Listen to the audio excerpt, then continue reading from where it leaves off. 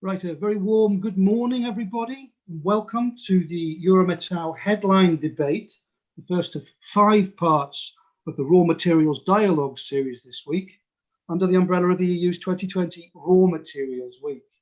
Now, as you can see on the right of your screen here as well, we're joined by a range of speakers to help us deal with today's topic in our headline debate, from ambition to action, investing into Europe's raw materials, resilience and sustainability.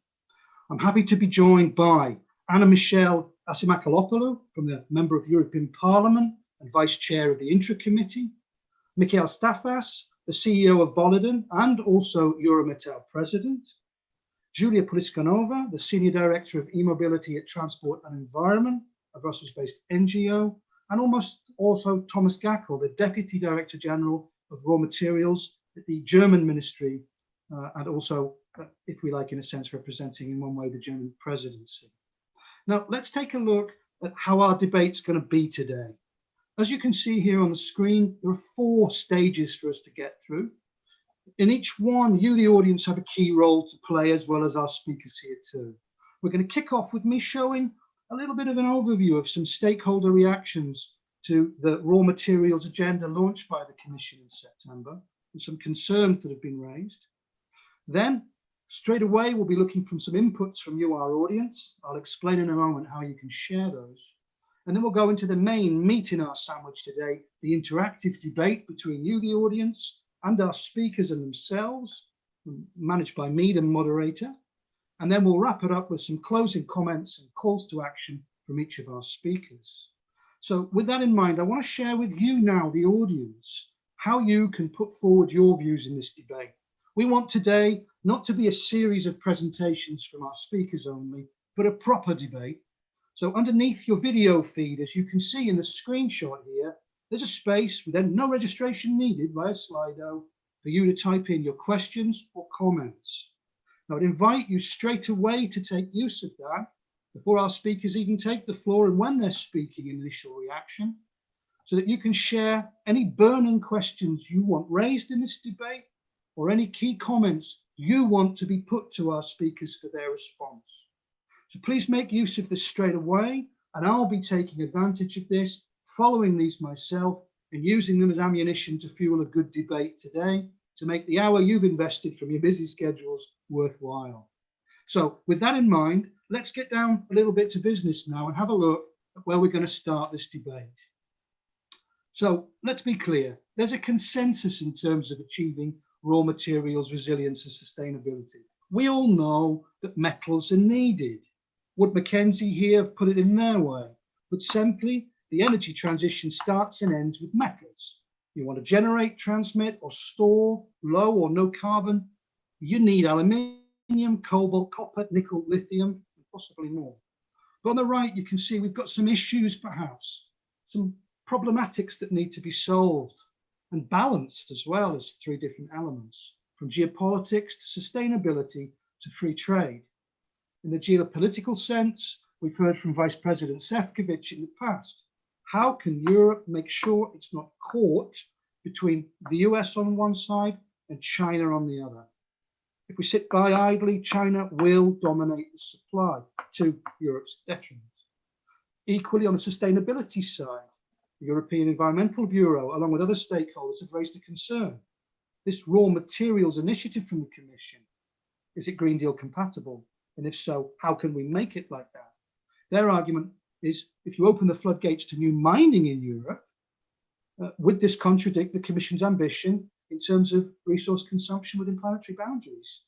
And finally, in terms of free trade, we all know about protectionism and its dangers, yet at the same time, we hear, for example, from the wind industry, from Wind Europe. They're saying if they can't import raw materials from outside of Europe, then there's a competitors issue for them. And if we lose that, if they lose that, the Chinese manufacturers will take over and the Green Deal won't be made in Europe. Now, to kick us off then, I want to hear from our speakers to see what their reaction are to these different sorts of stakeholder views on resilience and sustainability for raw materials, just to kick off our debate. So I'll give the floor first to Anna-Michelle, representing the European Parliament, and then we'll move on from there to Mikhail Staffas, representing industry, and then Julia Poliskanova, looking at the NGO perspective, and finally to Thomas giving us the member state view. So please, Anna Michelle, over to you. Thank you very much, David, and thank you for including me in this nice panel today. I'll have to tell you that these stakeholder reactions to me looked like sort of a multiple choice question. So if it's between A, B, C, I'm choosing D, and D is we need all of the above. So the truth is, yes, we can't have a Green Deal and we can't have a digital transition without raw materials, period. So our approach to this conundrum, I think, needs to intertwine geopolitics, sustainability, and free trade economics. Geopolitics, because our reliance on a small number of foreign countries, including China, of course, makes us very vulnerable. They can stop this crucial supply of raw materials whenever, just like they did in 2010 with the rare earths embargo. So we need to make sure we have resilient supply chains and turn to like-minded partners. Now, with respect to sustainability, I think it's obvious that we need domestic production. Otherwise, we won't have the means to reach this ambition. The question really is, how do we make it sustainable and how do we increase our resource efficiency? And I think that the union clearly will uphold its businesses will hold its businesses to the highest standards in environmental, labor, and human rights. So what we need to do is stay on top of this to make sure that these standards are respected at home and abroad, and that we scale up our circular economy. And when it comes to free trade economics, the union can't become self-sufficient. That's obvious. So we need to remain open to international trade. It's the way, I think, to diversify our supply chains and to export our own values to our partners. So summing this up, all of this geopolitics, sustainability, and free trade economics, I think that this is, for me, what open strategic autonomy means. It's about protection, and it's not about protectionism. We need autonomy to pursue our geopolitical objectives. Otherwise, as you said, David, we're going to be a playground caught between China and the United States. And I'll close with this. Autonomy is actually a Greek word. It's the word autonomia, and it comes from self, autos, and nomos, which means law. So it literally means we have to be free to make our own rules. In fact, it's the right you have to make your own rules, and the rules in Europe have to be based on commonly shared values, and that's democracy, the rule of law, and respect for human rights. And I think at this time, we have to be very vigilant about safeguarding these rights. So thank you. Thank you very much. And I have to say, from my side, it's always a pleasure to get a little bit of Greek etymology into the debate as well. You know, we mustn't ignore Europe's shared history on this. Right, with that positive thought in mind, Michaela, hand over to you for what you think. How do you view these different stakeholder positions? What's your reaction to them? Well, number one, I would tend to agree exactly with Anna Michelle as well, that there's not really anything that are working against each other. We can work with all of them. I think it's true, and I think it's good that Europe has started to realize that, number one, we will need the metals, which is good. And number two, we don't have enough metals. We are extremely dependent on import. And that's a problem. There's a problem for all these different reasons.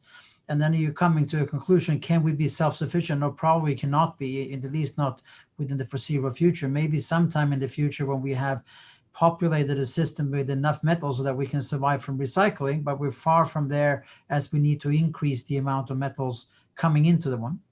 So my point of view here is that we need to work on recycling. Recycling is the basis for this. We cannot afford to throw away metals that we have, and we need to recycle them.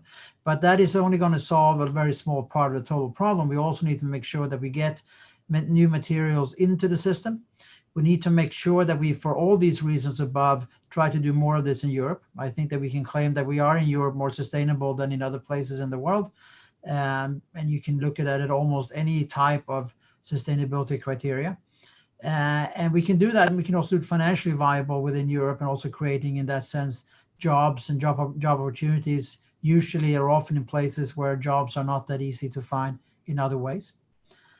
So with that, I think we have a good position. I think that we need to have a debate in Europe, and I think that's more about the individual member states also coming along to this. And I think in the end of the day, there will be some tough calls that will need to be made from central powers around not in my backyard problems, because it's of course very easy to respect everybody who doesn't want to have a windmill in their backyard. But if you do that, and if you take that over to mining as well, then we won't be able to do it, because yes, there will be some impact from all kind of mining. So that will be my introductory piece, and I'm happy to discuss this going forward.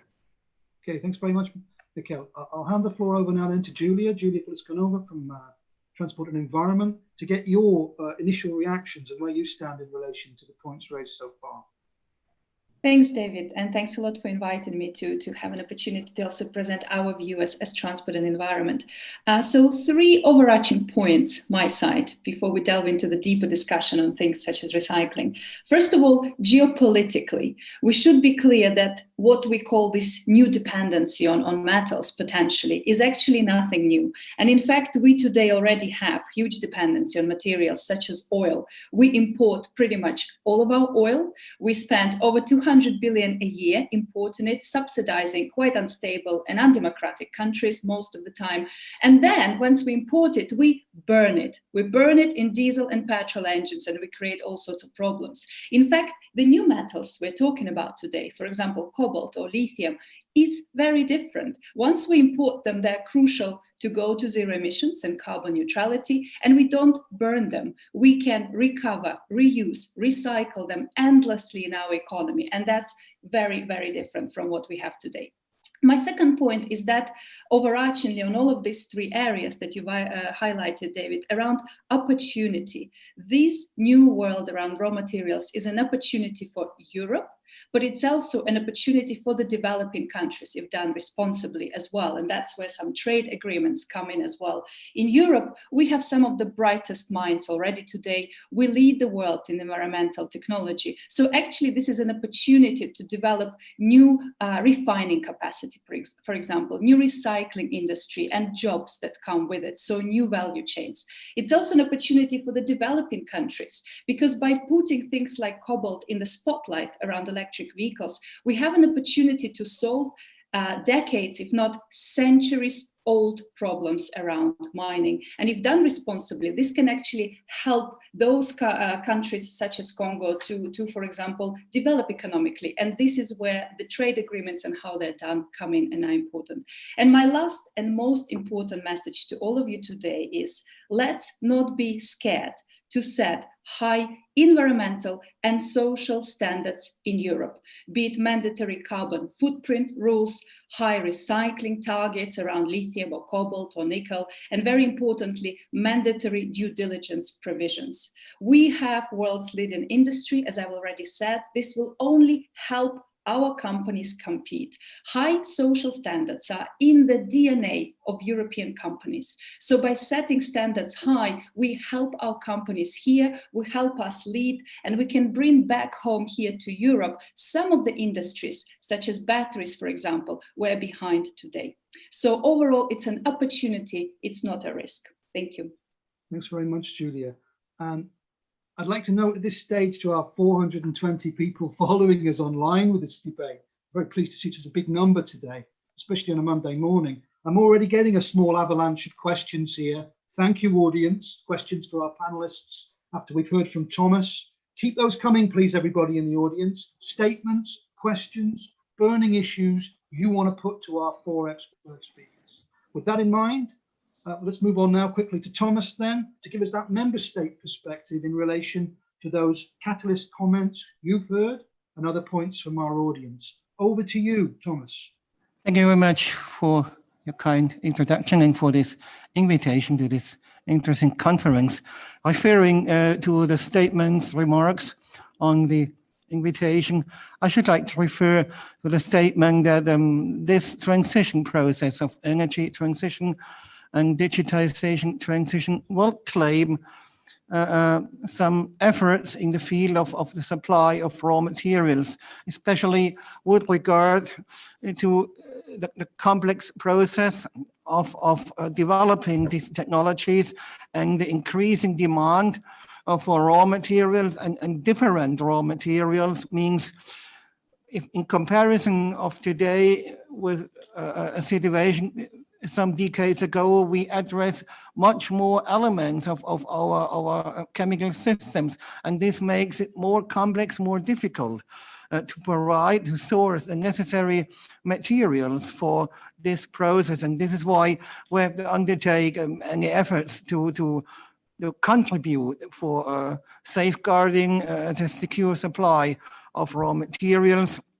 And this is why we welcome the European initiative, the initiative by the European Commission, for example, with establishing a European Raw Material Alliance, and to find out in which way the public side can provide some support contribution to this process. I should like to point out furthermore to the fact that with the run-up of the market's concern for example, for renewable energies and for digitization, we will encounter a huge increase of demand for these elements concerned by some degree of more than 300% for some specific minerals or metals like this, lithium and so forth.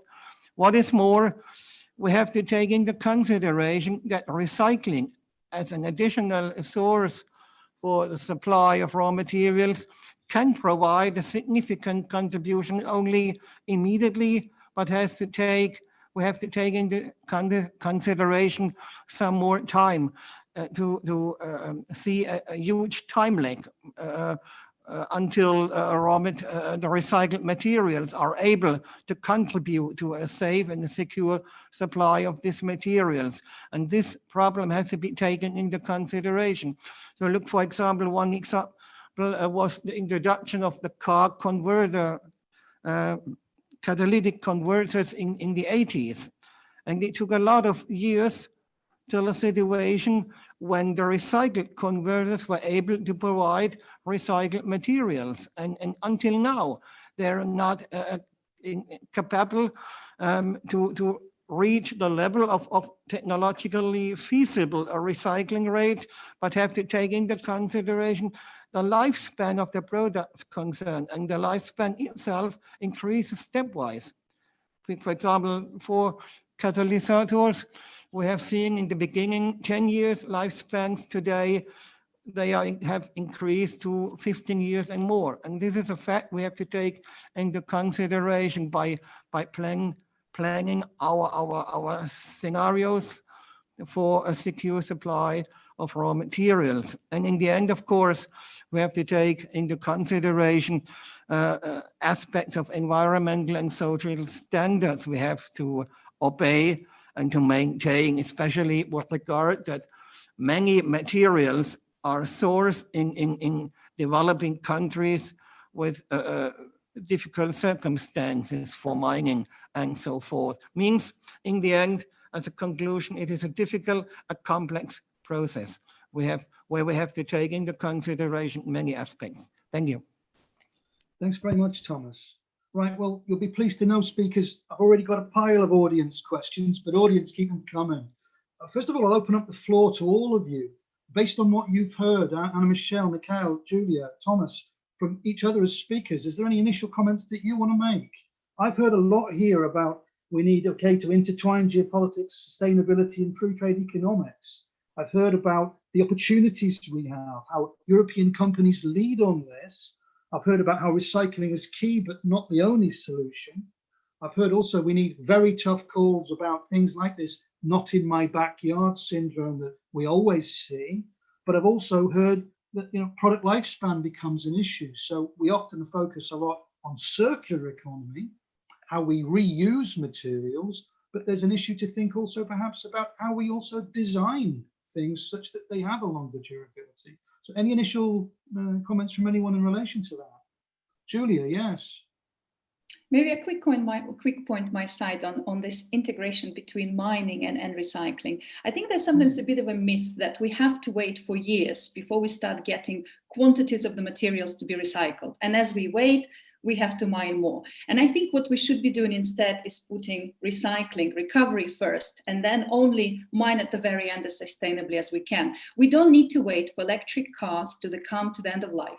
We have loads of products on the market. We all have a mobile phone next to us. We're all talking to the computer. There's plenty of lithium and cobalt and nickel all over us in our flats. So if we had a system to start recycling, collecting and recycling it as soon as possible, we would actually start getting much more secondary material and would have much less of a burden to be rolling out European mining projects.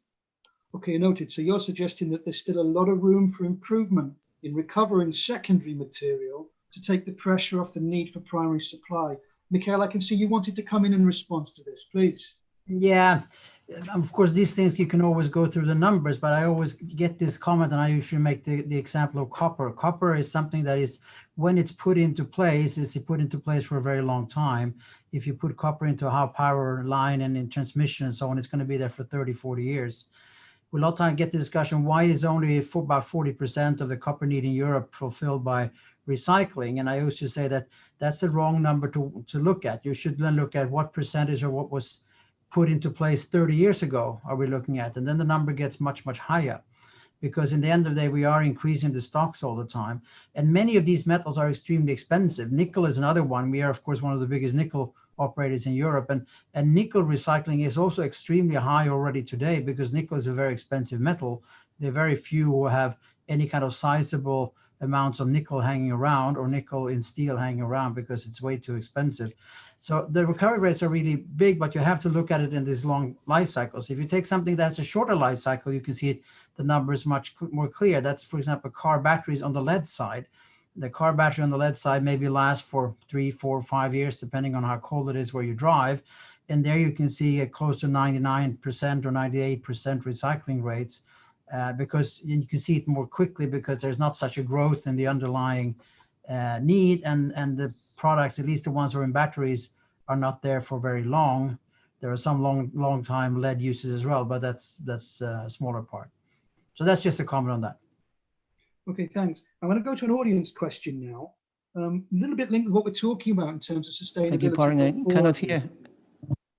Oh, are you with us, Thomas? Can you hear? Great. I can hear you again. Excellent, thank you. Someone in our audience has posed, I think, well, an interesting question for me. They said the EU debate at the moment, previously, and with the new raw materials strategy and alliance, it's all about the need for using more raw materials. Granted, we all know, Anna Michelle touched upon, we've mentioned before, this massive increase in the need for metals to fund the Green Deal, to drive, the Green Deal, and to enable decarbonisation in Europe. But one of our audience has posed the question, shouldn't we also be introducing robust policies to actually reduce our materials consumption? Granted, achieving carbon neutrality by 2050 requires more metals on one side, but also our supply and resilience of supply of metals is also rooted in consumption. And do we overconsume, and is there an opportunity in some areas to reduce that? I wonder how anyone feels about that on our panel. Are we focusing too much on the sustainability aspect in terms of circular economy? Mikhail, do you want to come in on that one? Yeah, I can say, I think sometimes when you have this discussion, people forget that metals are actually expensive. And I can tell there are lots of people around who are trying to figure out how to use as little metal as ever possible, and how to get rid of cobalt in batteries. You know, you have small armies of engineers working on these issues. So I think that in terms of using less metal, there are a lot of people already doing that, but simply because metals are expensive. And it's nothing that you want to throw around. Now, you can then argue whether we should do less and we have fewer cars. That's like a separate discussion, but the amount of metal that goes into each car, I think lots of people are trying to make sure that it's as little as ever possible. Okay, Julia, I can see you want to comment on this, and Anna Michelle, I'd also like to hear your views, and Thomas too, on this one. Julia, please. Very briefly, I think to pick up on something that Mikhail was just saying, no, indeed, we of course can and should consume more. To give you a very quick example, because we can talk about demand side for another day, but a very quick example are of course vehicles, cars. Does everyone really need to have one or two SUVs in Europe? Well, no, we don't. Certainly in a road in Luxembourg, you don't need an SUV, you can do with a small car. And as we now move to more car sharing in cities, for example, things like Uber services, public transport, absolutely. So all of this can really help us drive down our needs for new cars in the first place. But it does require really smart policies. It doesn't just come because we all say here that public transport is good. You know what you need in a city to get people out of cars? You need to take space away from cars. Give more space to cycling. Cut the parking, people will take that transport. So these kind of measures, which are not always popular with mayors, but when mayors take those, or cities take those measures, that's when we do it. So it's a much broader discussion than just prioritizing less demand. Great, but that does raise, I suppose, the issue of needing to integrate policy at both EU and national level to align those types of initiatives in the broader sphere of raw materials, of geopolitics, sustainability, and so on. But an interesting point you raise. Anna Michelle, it'd be interesting to hear a little bit the Parliament's perspective and the EPP Group's perspective on these issues as well. Let me just say that, of course, we need to look at the demand side too, but I think we can look at this in sort of the broader context of what we call the Green Deal, because all of this is supposed to serve, or the digital transition, all of this is supposed to serve the same overall goal. I mean, we're adjusting the supply side and the demand side to ultimately to achieve this climate neutrality goal that we've all set. Some people want it sooner, some people want it later. It's a question of balance and priorities, but everybody wants it. It's just that I think a lot of people don't understand that we're going to need 18 times more lithium and 5 times more cobalt by 2030, or 60 times more lithium and 15 times more cobalt by 2050 if we're going to go down this road. So I think we need to take both sides into account, the demand and the supply side. And I think also to add, and just to add a comment to the previous discussion, which is something that we haven't focused on, which are, you know, the social dimension and the backyard local community engagement dimension. I mean, Julia and Mikhail and Thomas all said, okay, well, these are opportunities for lots of new jobs. So that's clearly the social dimension that we bring into the question. But what about local communities and how much they understand what these activities mean for their life? This is something that we actually, engaging citizens in this, explaining, showcasing, this is something that as a parliamentarian, I feel particularly strong about, because this is what I'm supposed to be doing, be the voice of the local communities, but somebody needs to explain to the local communities what they're talking about. Now, you raise an interesting point there for me, because ultimately, very often, if you dig down into the root of a lot of resistance to certain initiatives at local level, whether they be anything as diverse as mining, siting of onshore wind, even vaccines, or many other wide issues beyond today's debate, very often there's an information gap. And I think you've identified a key point there, Michelle, in the sense that I would ask you, representing European Parliament in this, and also perhaps to Thomas too, as a representative of a member state, what's happening in parallel to all of our discussions and strategies on raw material sustainability and resilience at that local level, in terms of taking real people living in local environments, living in cities, living across countries, and actually explaining to them, this is why we want to do what we are doing, because it's something often leveled at European and national initiatives. We tend a little bit to sit in our policy bubble and be putting things onto people that ultimately they reject or resist, because sometimes they don't simply understand the wider picture of why they're being asked to do this. So I don't know what your view would be on that. Do you think Europe's doing enough in terms of communicating on a local level? Is it Europe's responsibility? Is it member state responsibility? Or does it fall into the gap between the two? I think it's everybody's responsibility. I mean, Europe can certainly do a lot to showcase these kinds of things. I think it is trying. I mean, you know, the Green Deal is something that we're showcasing, but you have to do it in a way that brings it closer to what people need. But I'll tell you, because I've been at all levels of government. So I've been at local government, I've been at national government, and now I'm at the European level. I'll tell you that the closer local government is the closest to the daily life of people. So, I mean, there certainly is a way that Europe and the member states can engage local government and give it incentives in order to showcase these issues and in order to explain to local communities. But ultimately, you're going to trust the people that you know and see every day. Not you know, if you don't know me in a region in Greece where there might be a mining activity because I'm in I'm in Brussels, then you're not going to trust me as much. When I was a mayor, when I had to do fiber optics, there was, all this stuff in my community about, fiber optics cause cancer. Fiber optics are going to, all sorts of misinformation going around. And they trusted me when I explained to them that, I'm the mother of a child who goes to school with your kids, and fiber optics are not going to, I'm not going to cause my kid cancer. So That's how they allowed me to do the fiber optics network without any resistance in the community. So it's a question of building trust, and that's better done, in my opinion, at the local level. So if I've understood correctly, then is it the case that you see an opportunity perhaps for better communication at a local level, coordinated through national and European level, in really properly dialoguing with local communities on all of these related issues? Yes, this has to be a grassroots campaign, but it has to have guidelines and standards and examples that can only be showcased from a European perspective. A difficult balance to strike, but still a key one. Right, we've focused a bit on sustainability there in our debate so far. I want to bring it back a little bit now more to geopolitics and free trade, just for a moment, just to cover this essential angle too. Again, from our audience, dear audience, keep the questions coming, much appreciated. I've got a statement here in a question from our audience for all four of you. Statement: China has a minimum of a 10-year head start on Europe in its raw materials strategy and supply. Question: are we a little naive?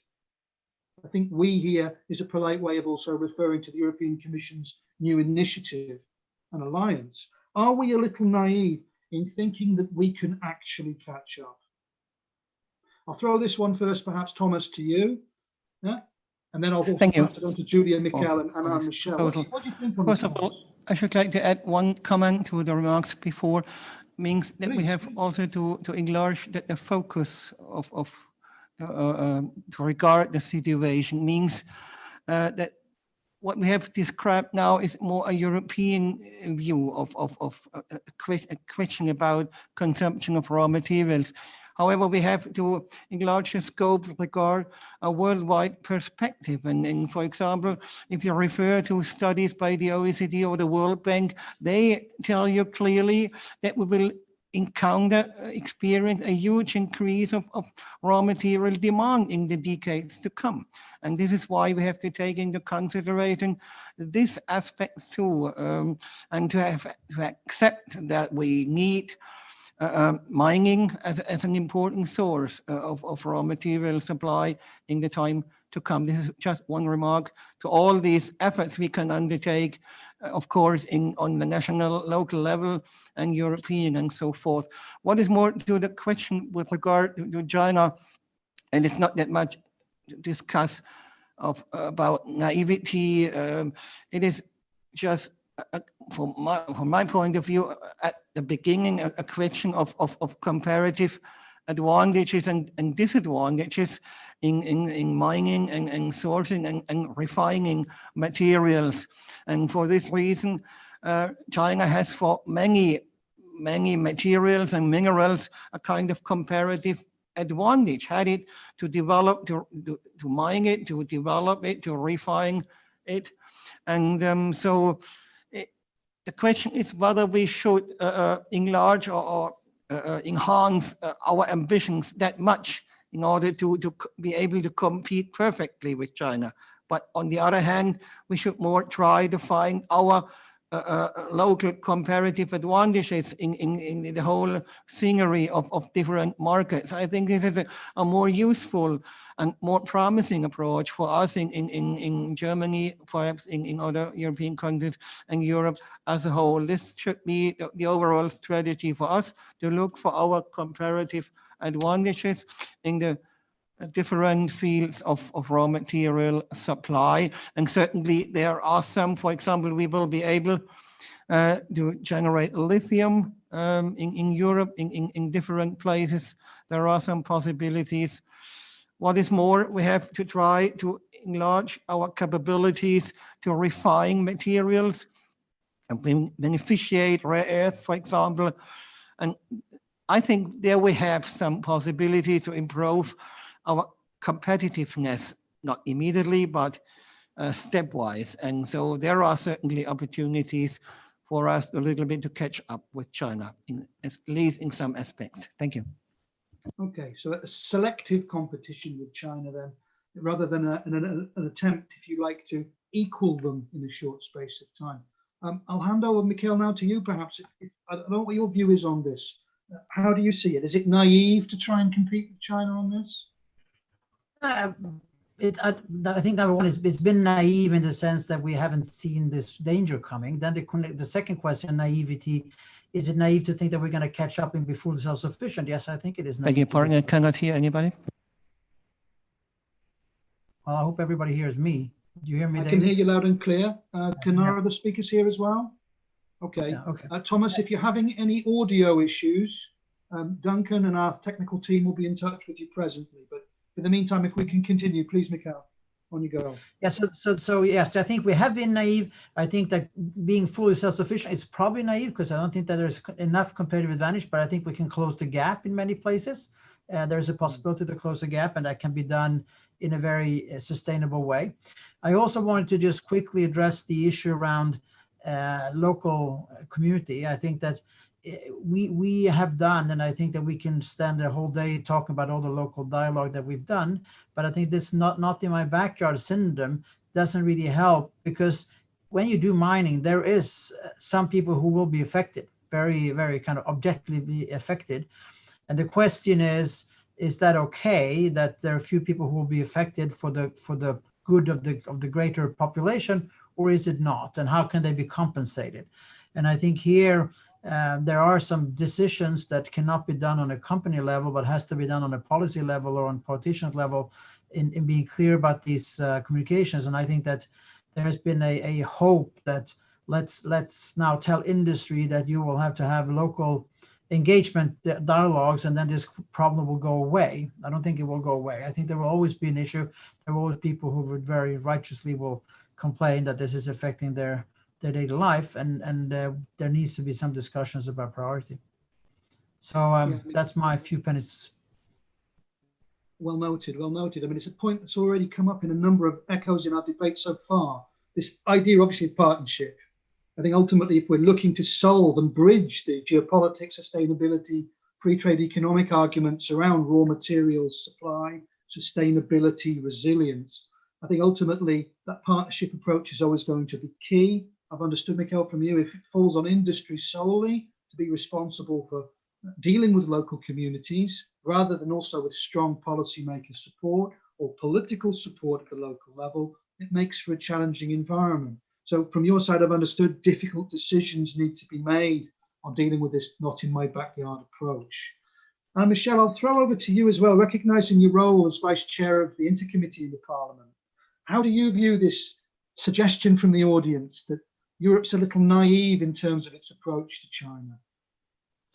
I'm going to very, very much agree with what Mikhail said. I mean, I think that Europe's been naive that China was going to change, and you know, this approach we've taken towards China for years now has not panned out. And I'm not sure that you can have, you know, whatever we call these, you know, negotiating partner and a systemic rival and a strategic partner all at the same time. At the same time, I also agree that it's completely naive to think that we're ever going to become self-sufficient. But it's not a lost cause.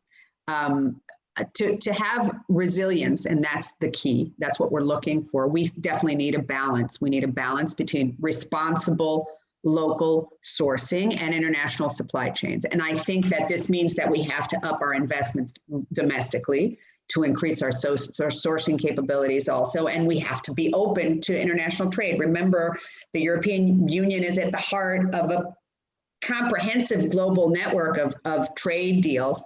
And I think it would be ridiculous to turn to protectionism as opposed to using these trade deals in order to make sure that we can achieve this diversification of our supply chains and this resilience that we're looking for. Since 2011, TSD chapters are central to our EU trade agreements. I know people have, you know, issues with the enforceability of TSD chapters, but they're there, and we can certainly work with them in order to make sure that even though they're not perfect, they're working for us. So for me, like I said before, David, open strategic autonomy. So open is the trade part, strategic is the geopolitical part, and autonomy is being able to make sure have resilience and diversification and whatever we need to achieve our objectives, the Green Deal and the digital transition. Maybe I'll jump in. If I can, just a quick, Julia, before you come in, a quick follow-up related to something else raised by our audience for Anne-Michelle, and I'll bring you straight in, Julia. So Anne-Michelle, one of our audience has also brought up the idea of what you mentioned with the TSDs built into new European trade agreements with our global partners. There's obviously this initiative, this idea that's been well done up to a point of making sure we're putting conditions into trade agreements to try and address some trade imbalances that we've clearly seen when it comes to metals resilience in terms of tariffs on imports and other issues, market dumping from some stakeholders. But you mentioned it yourself, some argue these don't go far enough. Do you think in their current form these TSDs are a sufficiently robust instrument, or do they need a little strengthening? I think I'll acknowledge that they're not perfect in some aspects. Now, here again, you've got a balance. I mean, trade, of course, you want to trade with like-minded, same value-oriented partners, but trade is also about trade. It's not just about imposing your values on someone else. That would be unrealistic. So you're always looking for this balance, but certainly there are things that you just simply won't put up with when it comes to the environment, when it comes to human rights, when it comes to child labor. So I think there's red lines. I think that these the TSDs are clearly in the right direction. And I think that we can find a balanced way to work on whatever imperfections exist that can be to everybody's satisfaction. Okay, noted, thank you. Sorry to keep you waiting, Julia, please, over to you. No problem at all. A quick point on China, and I will also make a quick point on trade agreements, if I may, as we're talking about this. I'd like to bring another angle to the China discussion. I think it's also important to look into why China is leading in some of the supply chains or raw materials. And it is about setting your future-proof lead markets right? The priority on electrification of vehicles, which then resulted in organizing the supply chain, just as Europe today leads in the diesel supply chain. It's just that diesel technology is obsolete, but by setting the right lead markets, so by saying that in the future, green hydrogen, and it's clear where it goes, the industry adjusts. We're going for 100% renewable supply or 100% electrification, and the supply chain follows. And that leverage of the market is really crucial. So setting industrial policy right is very important. And very quick point on trade agreements. I think it is important maybe to add to what was previously said, and I agree it should be always done to high standards. But we need to remember for whom we're bringing these materials. We're bringing those materials from other regions where maybe we don't have them today in Europe for European consumers to be used in our market. So they need to be aligned with the values of European consumers. My friends today, when they look at buying an electric car, I kid you not, they go and they check where the battery was made. They're trying to find as much information as they can on that battery. So we have these very conscious consumers in Europe. So if we, to allow these newer kind of materials to compete in the European market, we have to put those conditions in the trade agreements so that whether you mine your nickel in Finland or in Russia or in Indonesia, you need to guarantee that exactly the same standards were met, that the European consumers, when they use that nickel in the products and they buy it, are happy with. Otherwise, they will just turn away from that product. And that's a real risk to the potential investments of companies. With you, Julie, you mentioned earlier this point of voluntary or mandatory requirements. So we to understand that this sort of thing, the issue that you've now brought forward, the suggestion that you've just made, would be backed up by mandatory requirements for all EU companies. Absolutely. So what we would like to suggest is not to reinvent the wheel or set new standards. We have world's leading standard, which is OECD due diligence guidelines, 5-step approach. And we want to see it binding on any nickel, cobalt, lithium, or so forth used to actually be either imported to or to produce batteries in Europe. So it would be binding, but it would be already based on a well-established voluntary process, so companies don't have to reinvent the wheel, so to speak. Okay, I'm seeing a shake of the head there from Mikhail on this issue. Do you want to? No, I'm not shaking. I just want to say, Julie, I want you to have any more friends. But it's just a challenge in reality, because we can prove both on nickel and on copper that our supply chains are, superior to basically any other supply chain in terms of CO2 footprint. by factor 2, 3, 4. I mean, it's not 5 or 10%. But we have very, very difficult to get anybody to pay a single penny for this. We have lots of, the customers who we see who love that and would like to use it, but then we ask, will you pay for it? No, they won't pay for it because Julia doesn't have enough friends yet that are actually willing to pay extra or make that a differentiator when it comes to the final product, be it a car or be it some other electrical appliance. So I'm very happy to see that development, and somebody tells me that that will happen one day when Julia gets enough friends. Okay. I disagree that it has to come at a price premium, by the way. Once you make something a standard, it becomes the same standard for all companies. Companies that don't meet it, they are off out of the market, right? So their cheapest product doesn't qualify. Companies that meet the standard, they eventually also level out the costs. And I think Northvolt is a good example. Northvolt's kind of motto is that they do the greenest battery, same quality, and at the same price as its competitors. So it doesn't have to come at a premium. Well, I think when you're looking at the basic raw materials stepping back, I think you can say it will come at a premium, because if you force some of the supply chains out, then the ones who are remaining will get the premium anyway. But it is clearly very difficult to compete with somebody who doesn't pay a single penny for their right to emit CO2. I think this gets us into the very tricky territory, doesn't it, of that overlap between sustainability and environmental issues and free trade economics and competitiveness issues. Always a tricky area to navigate. Right, I'll throw in a couple further ideas that have come from myself and also from our audience here in terms of the debate. Obviously, 29th of September, the Raw Materials Alliance was launched, if you like. I'm interested, our audience is asking a range of different questions in relation to that. What role can this Raw Materials Alliance play? Does it have a real role to play? Is it simply a good initiative from a we're looking to do something perspective? Or is it actually a meaty, robust thing that will really help in terms of bridging geopolitics, sustainability, free trade economics, in actually having a resilient and sustainable supply of raw materials? So to boil all that down, Raw Materials Alliance, is it going to work? Is it useful? How useful? How could it be changed? And Michelle, I'll throw this one straight over to you first from a parliamentary perspective. Right. Well, I'm pretty much a fan of the Raw Materials Alliance. In fact, a lot of parliamentarians and myself had asked for this more bolder approach.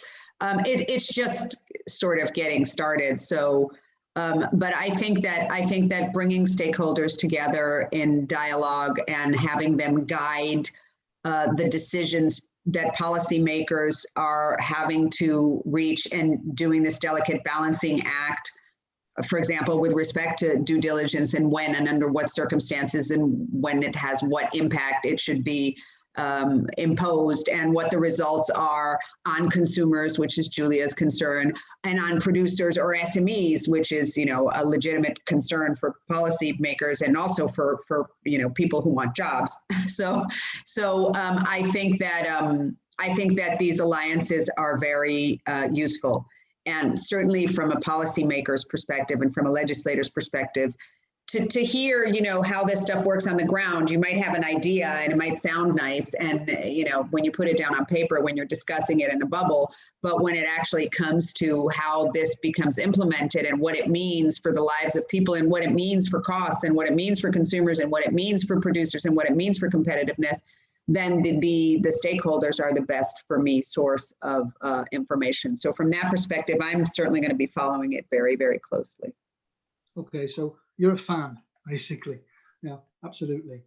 Mikhail, what about you? How do you view this Raw Materials Alliance, and obviously backing up the Commission's new strategy on raw material sustainability?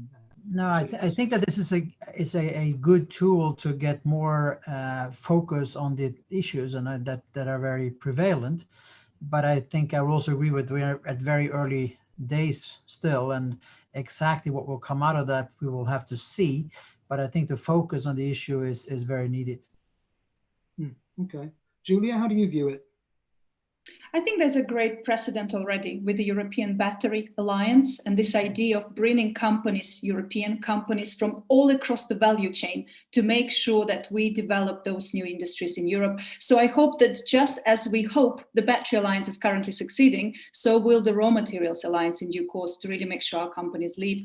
Batteries has been a bit of a success story. We hope if plans go on time, by 2023, we will have enough European battery production to be enough for our EV needs in the 2020s, for example, 2025. So it is possible. And I very much hope that the Raw Materials Alliance will also be there in 5 years' time. Okay, so from your point of view, a lot of potential. And if it mirrors at least partially the success of the Battery Alliance, it should contribute strongly. Okay. Thomas, are you with us now? Can you hear us? Yes, I can hear you. Thank you. Excellent. Well, let me bring you back in then, please. Thanks. So we're talking a little bit, if you caught the question there, we're looking a little bit at your views on the European Commission's recently launched Raw Materials Alliance and how it's going to contribute to a more sustainable and resilient supply. Yeah. Well, with regard of the overall task of this alliance, namely closing the loop of raw material supply, it might be useful, helpful, if we can detect within this framework the different tasks that we can address by the competences of the companies involved and concerned and by the public side. Means if we manage to find those tasks that can be managed within our capacities. And there are, as far as I know, some companies, for example, from Germany and others who are ready to be engaged in this alliance, in this endeavor. And certainly they do this with regard to their own competences. There are certainly some questions that have to be dealt with. For example, the way in which the public side, the European side, can support these endeavors, these efforts by financial means or so forth, and in which way this alliance, this initiative is complementary to concomitant initiatives by the European Commission. For example, the Circular Economic Action Plan set up by the Commission, or the Industrial Action Plan that has to be updated according to the statement by the European Commission's President in fall this year. And so we have to adjust this effort with regard to all the initiatives taken by other sides in this field. But in the end, closing the loop, and there are different tasks, and I think within this framework, it might be helpful. Thank you. Thanks very much. Right now, keeping an eye on our clock and where we are in our debate, I think we've touched upon a lot of issues of geopolitics, sustainability, and free trade economics. Our aim today was to see what are our practical solutions to bridging these things for a more sustainable and resilient supply of raw materials. We've already heard quite a few suggestions. I want to take about 3 or 4 minutes now just to wrap us up a little bit with the last few questions and statements coming from our audience. And then I'll hand over to you, our speakers, for your quick closing comments, just to bring things together. So last round of questions here then. Again, they're clustering around certain issues. One of them that's coming in here is related to the environmental side, as I'm sure you can understand, referring to challenging targets for zero landfilling, for zero pollution, and also raising the question of how can we support the industrial value chains in achieving these. In previous debates about raw materials that I've moderated over previous years in the Brussels environment, we've always heard the call from industry on one side to say, we're doing the best we can, but we need more support. On the policymakers' side, I always, or should I say very often hear, well, we're doing our best and you need to do more. And it seems to me somewhere that there's got to be a stronger middle ground. So I'd be interested to hear from each of you as speakers, when it comes to dealing with all of the environmental aspects, the sustainability side of implementing all of the ideas the Commission's put forward, while maintaining at the same time, obviously, industrial competitiveness and other related elements. But what can we do to support industry, and what can industry do to support itself across the value chain in achieving Europe's very ambitious environmental targets on everything from circular economy through to landfilling, zero pollution and more. Mikhail, I'll ask you to kick us off from an industry perspective with that. Then Anna-Michelle, I'll hand over to you, and then Thomas, and then Julia. So Mikhail, please. Well, I think that when you look at what we're doing, and now I will make a very bold statement that somebody will haunt me, but I'll do that anyway. I think that if you look at the mining industry today in Europe, and it's especially true for us in Scandinavia, but it might be true otherwise. If you take away the situation we have accidents we should of course always avoid. But if you take normal situation where we don't have accidents, we basically have so little impact on metals to water and metals to air that it doesn't really care. We have some sulfur issue that we need to look into, but that's also kind of in a much better situation than it's been before. And we probably have the best CO2 footprint of anybody in the world regarding these metals. We are already there. What is stopping us from growing the internal supply is basically permits.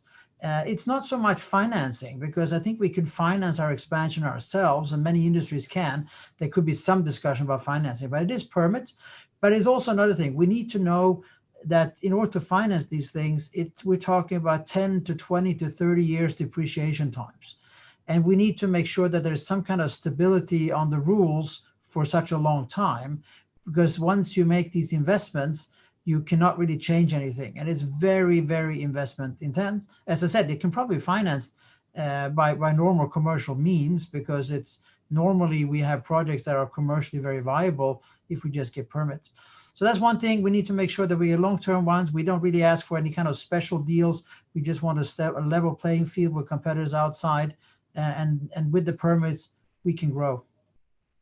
Okay, so a clear need then for revising the permits to facilitate, if you like, your actions from the industry side. Okay. Yes. So Anna-Michelle, do you want to come in on that one now? I think probably the usual bottlenecks that we can help with are money, bureaucracy, and public support. So clearly we can obviously incentivize investment or fund innovation, which will be helpful on all these aspects. Clearly, you know, I agree. I hear this. There's a diverse and lengthy national permitting procedures. I think we can harmonize them. I think we can help them along. And we talked a little bit about the kind of campaigns we can drive in order to allow the public to understand this better in terms of goals and in terms of technologies, and to accept them. So that's from our side. If I would put one thing at the top of my wish list for industry in order to help us do this properly, it would be transparency, I think. I mean, just to know exactly, to know the numbers, to know the information, to be able to see what the reality is in the industry, I think for me would be the most helpful thing as a policymaker. I make a note on that, in fact. I mean, we talk, obviously the issue comes up very strongly here. The whole principle of the Raw Materials Alliance is to build partnership between different stakeholders. We all agree, as you touched upon in your opening comment, it's not A, B, C, or D, it's all of the above. And I think that holds true for stakeholder involvement too. But then there's an argument that good partnership is built on trust. And clearly one of the elements of trust is transparency. But then we've heard from Mikhail, the trust works the other way around in terms of trust that institutional policymakers and at national level will be creating framework conditions that recognize the decade-long timeline of investment from the industry side as well. But Thomas, can I bring you in on this now yourself as well, please? Yes, thank you. Well, many useful right things proposals have already been mentioned and made. So let me just add one item that is of importance according to our experience here in Germany. And this means to raise the consciousness in a wider audience for the necessity of mining and the processes after that. Means we have critical discussions here in Germany and certainly in other European countries with regard to the question whether we need mining projects, whether we need raw materials in different fields. And in many cases, we encounter a lack of knowledge, a lack of consciousness. And I think this is both a task for those experts in ministry, for example, and politicians that are working in this field. And that would be my wish, of course, to the industry as well. And so I think, in a nutshell, this is a common task to raise consciousness in a wider audience, in the public, about the circumstances and necessities of sourcing of raw materials. Thank you. Okay, thanks. And Julia, briefly over to you as well on this one. Thank you. I think we should not be scared to set the bar high. We often hear in my work, I hear all the time, before the laws are set, companies say they can't do it. When the laws are in place, they will comply, sometimes ahead of time. And I really think that now, as we globally compete in race to zero, and who will win the race for the future-proof technologies, we simply don't have time for incremental change or for business as usual. Our laws should be really seen as setting the industrial policy for our companies in Europe to do things better than anyone else, in a cleanest possible way, in a sustainable way, and in an ethical way. And when it comes to local communities, I would only stress, yes, absolutely, we should have them on board and share information, but we should also share benefits. And if they are part of the new value chains and new benefits, then they will be on board. So let's not be scared of high standards. It's an opportunity, it's not a risk to our companies. Okay. I see you're echoing strongly today your opportunity and risk argument, Julia. Duly noted. Right, the clock's telling us it's time to wrap up. Now, let's be honest. I posed the question, we posed the question at the beginning of today's debate. How can Europe achieve raw materials resilience and sustainability together? That's clearly too big a question at this stage for a 1-hour debate, but I hope our audience has taken some useful points already from the practical things each of you have raised in relation to that question. Now, to wrap things up in a timely manner then for all of us, I'll ask each of you in the order you kicked off today to just leave us with one, and I say short, I reiterate short, a couple of sentences, a clear takeaway or call to action from your side, just to wrap up today's discussion, the first of 5 discussions this week. So I'll start off with Anna Michelle and then Mikhail, then over to you, Julia, and finally Thomas. So please, Anna Michelle, over to you. Thanks again, David, and thank you very much for having me today. In June, I was joined by 65 members of parliament from different political groups from 17 member states, and we called upon the Commission, and I quote, to deliver a bold agenda for all the raw materials needed to achieve climate neutrality and the digital transition, which balances our need for supply resilience while always championing multilateral, free, fair, and rules-based trade. And I think that now more than ever, we need to create this momentum in the European Union. So I just like to say it's an honor and a pleasure for me to be here today, and you can count on me on being at the forefront of this battle. Thank you. Duly counted. And from our side, from your Matau's side and our audience's side, also thank you very much, Anna Michelle, for your participation today. Mikhail, on to you. Well, I will just echo that and say that we from the industry, we are also very ready to embark on this trip that we are now looking at and to be able to grow going further. And to do that, we're basically only asking for 2 things. We're all asking, or maybe 3 things. We're asking for a level playing field, which is a very important piece that we get that coming in place. We ask for some respect for the fact that we have very long investment cycles in this industry, so that we need to handle that in some way. And we're asking for permits. Okay, clear. 1, 2, 3 from your side. Julia? Just a brief, not to repeat myself, but just to reiterate to say that we should really set high environmental and social standards in Europe, both in our national laws and in our trade agreements, because it's a competitive advantage for our industries. And we certainly are here open for cooperation and collaboration, with the first opportunity being the European battery law that is set to come in about a month's time. So we really hope that it will ensure that our European batteries and materials and metals that go into them are the cleanest that we today have on the market. Thanks very much. And last but not least, Thomas, very short remarks from you. Yes, thank you. We have common goals, carbon neutrality by 2050 on the one hand, and on the other hand, we have a complex process, a difficult process. And for this reason, I would plead for a useful balance in the play of the different stakeholders.